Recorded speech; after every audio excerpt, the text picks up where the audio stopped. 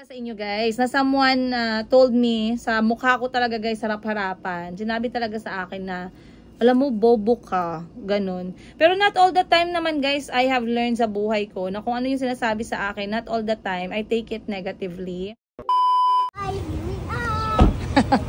Go inside.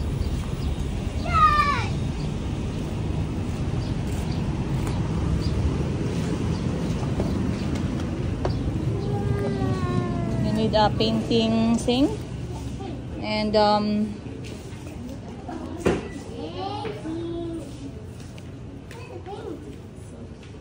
coloring materials.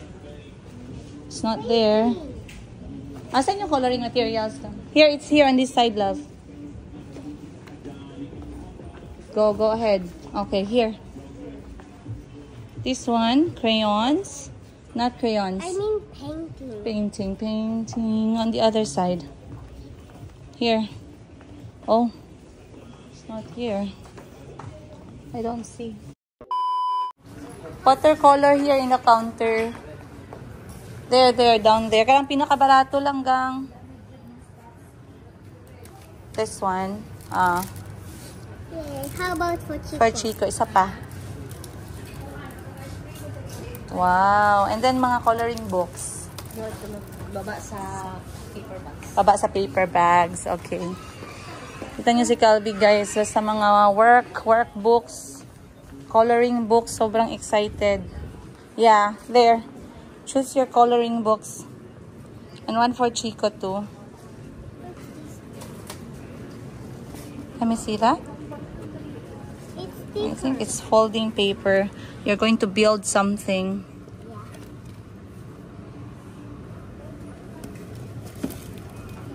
Go look for coloring books. This is how about here? Vehicle book. You will color a vehicle. Dinosaur. Yeah, I want dinosaur. Then for Chico. Animals for Chico. No, Or he wants also for dinosaur. Chico. Yeah. The same like yours. Here. Open first and see if you like it. Wow, very nice. They even teach you what color to put. You like dinosaur? I don't know what to do with this. No, that one is just a teaching. So which one do you like? Vehicle or dinosaur or animals? They only have that. Saan ang gusto mo? Hindi yan coloring book. Hindi yan siya coloring book, anak. That's a puzzle book. Okay, this. How about Chico? Finish na? Tapos na? Marker pa para sa ano mo? Marker. Para sa board mo. Mag-practice tayo ng numbers. Ay? Yeah, in the night. I think marker is up there. Come. Kaya na, magbayad na tayo. Lali na. Parang mabali naman yung leeg mo kakaikot. There's even this sticker dinosaur, oh.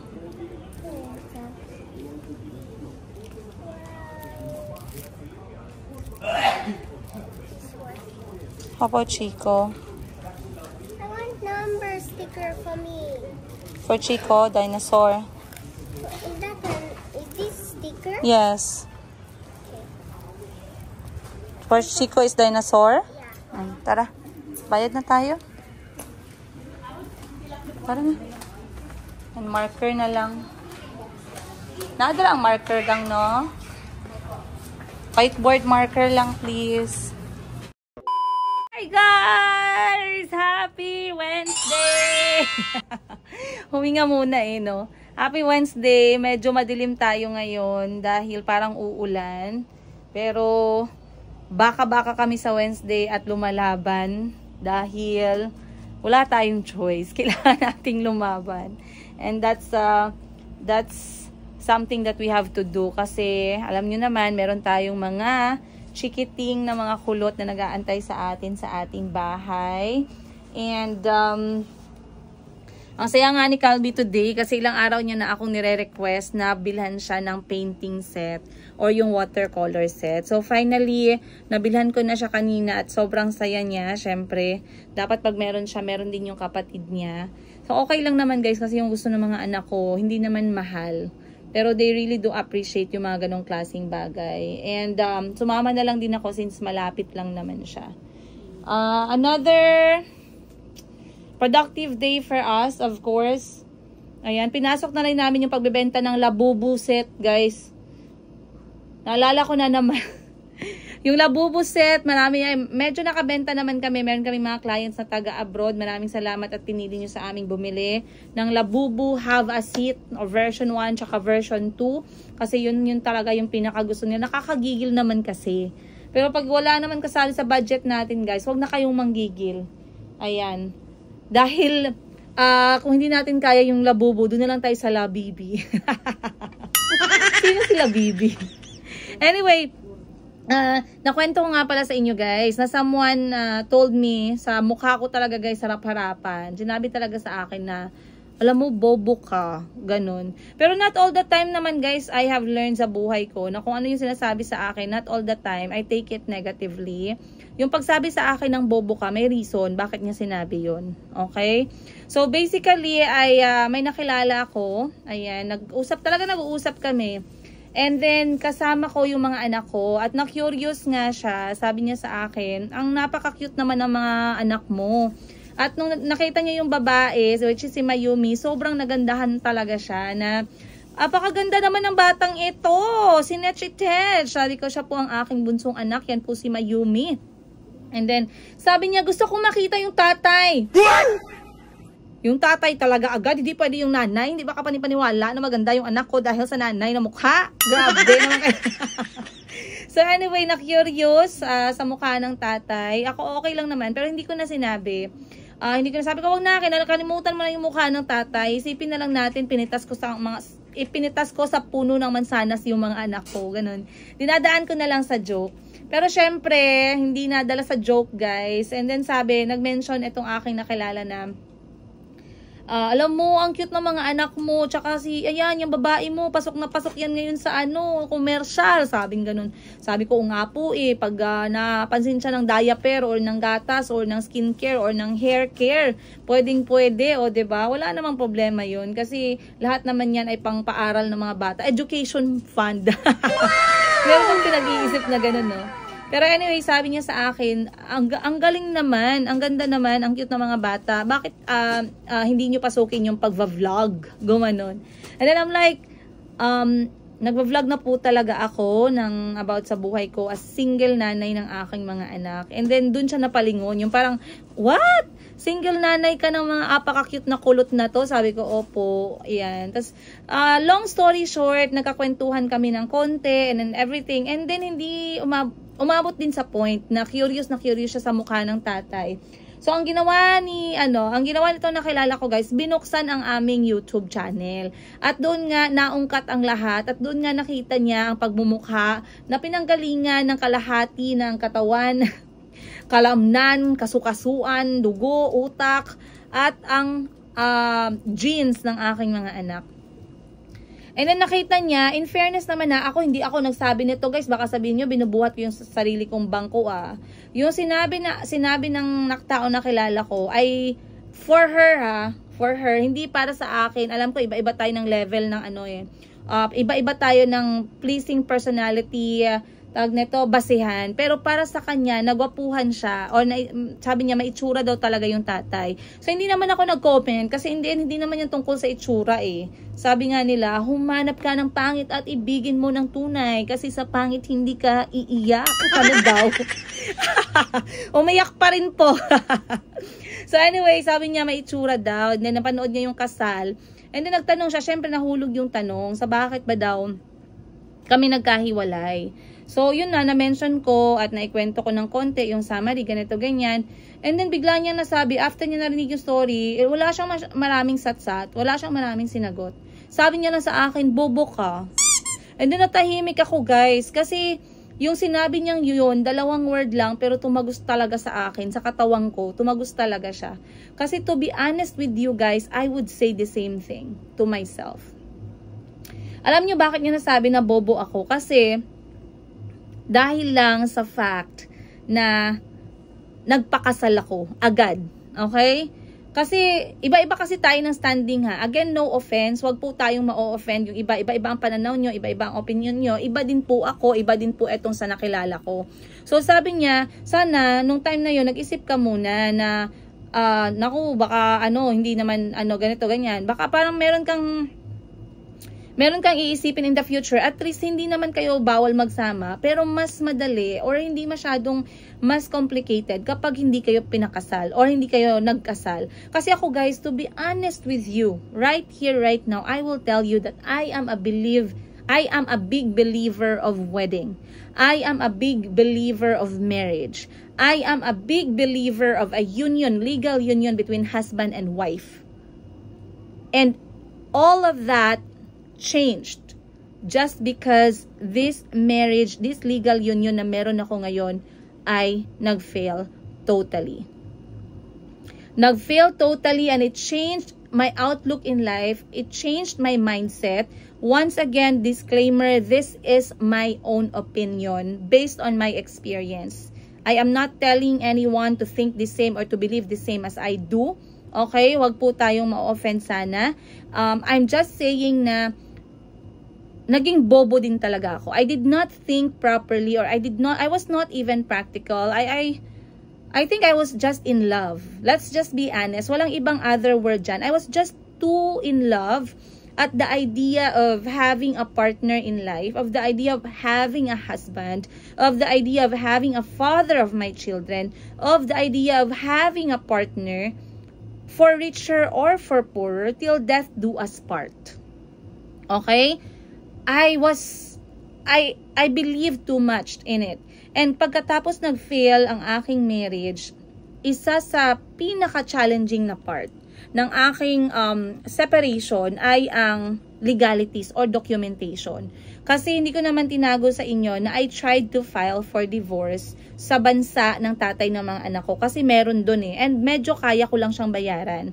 Pero the fact na ayaw niyang pirmahan, malaking problema for me. Kasi during that time na mag-asawa kami guys, or kasal pa kami, or okay pa kami, meron akong binili, actually isa lang na property under sa pangalan ko. And during that time, kasal na kami. So yun, parang nagkaroon ako ng parang concern. Pero hindi pa naman I think I can still do something about it. Pero ang sinasabi ko lang, it's very difficult for you to have future decision, lalong-lalo na kapag yung mga records ninyo ay conjugal na.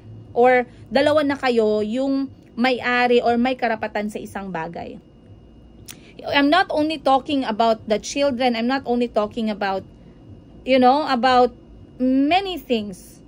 Pero another nasasakit mo yung ulo mo talaga is sa mga properties, kung meron man. Alright? It's also hard for me na aminin sa sarili ko na kahit na hindi na kami, and yan yung word talaga, hindi na kami, we are separated. I consider myself a single person. I am not in relationship with anyone. I am not in relationship sa tatay ng mga anak ko, kahit na may papel pa. Pero maraming nagsasabi, hindi pa naman kayo divorced, hindi pa naman kayo annulled, hindi pa naman kayo ganito ganyan when it comes to legal documentation. So legally, you are still husband and wife. Fine. Pero for me, in my heart and in my head, wala na talaga. Ayoko na talaga. And I will never go back sa pagsasama na ganun. Kasi ayoko. Naubos na lahat, guys. Naubos yung respeto, naubos talaga siya. At wala na talaga. Ayan. So anyway, as a person and as a nanay sa mga anak ko, yung standing ko right now is I don't have that kind of belief anymore sa legal union or sa pag-aasawa.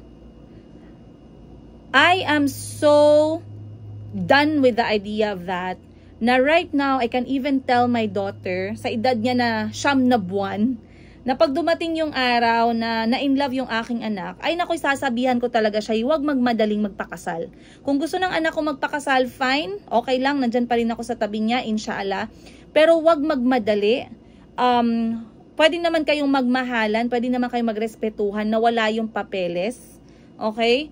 Hindi ko i-challenge yung aking anak at hindi ko siya pipilitin na magpakasal just because I care about what other people think. No. I care more about my children and their safety, their security, and their happiness, and their mental health. I will never push any of my kids, hindi lang si Mayumi, pati yung mga anak kong lalaki. You can love someone, you can respect someone, you can you can stay with someone. As nanay, may go signal ako dyan. Wala akong pakialam sa sasabihin ng ibang tao. Basta ako as nanay, alam ko na okay yung anak ko, o alam ko na masaya yung anak ko, alam ko na physically, mentally, spiritually, emotionally, and financially healthy yung mga anak ko. That is all that matters para sa akin. Alright? I am so sure na sa estado na to na maliliit pa yung mga anak ko, I have this kind of mindset, and I do believe na it will not change. Kasi I saw that there is no such, hindi mo kailangang i-validate yung nararamdaman mo sa isang tao. Or hindi mo kailangang i-validate yung level ng relationship mo sa isang tao just because of the paper.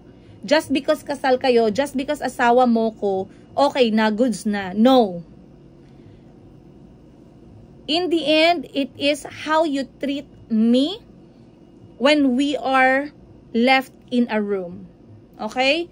In the end, it is how you talk to me, not only when we are together, but in front of other people. In the end, it's about respect.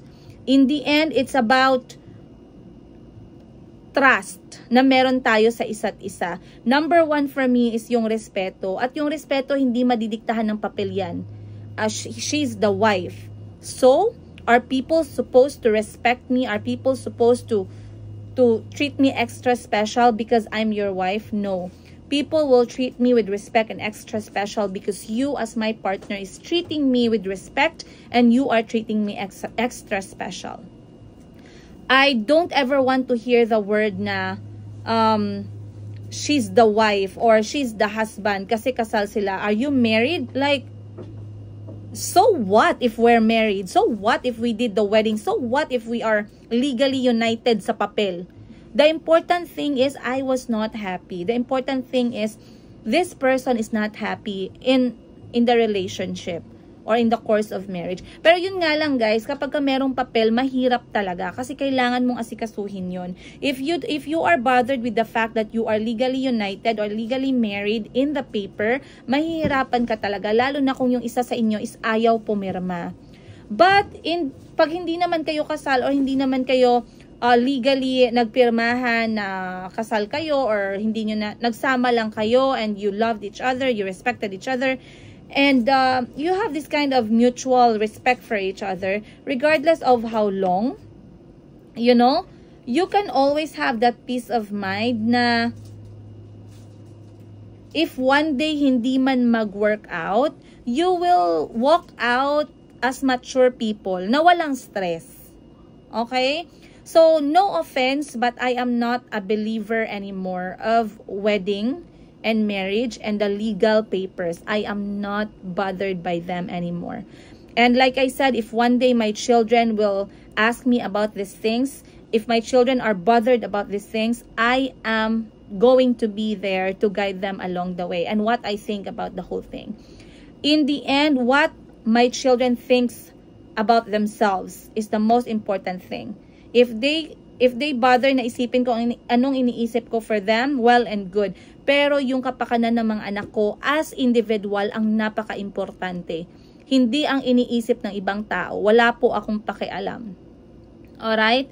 So, yeah, nung sinabi sa akin na bobo ako, natahimik ako kasi somehow I feel like, yeah, I did regret that and I wish I had been smarter when I did that kind of decision because right now I'm really in a difficult situation knowing na ayaw ngang pumirma ng tatay ng mga anak ko. And I tried. And the last response na nakuha ko sa kanya is mamamatay daw siyang kasal sa akin at mamamatay akong kasal sa kanya.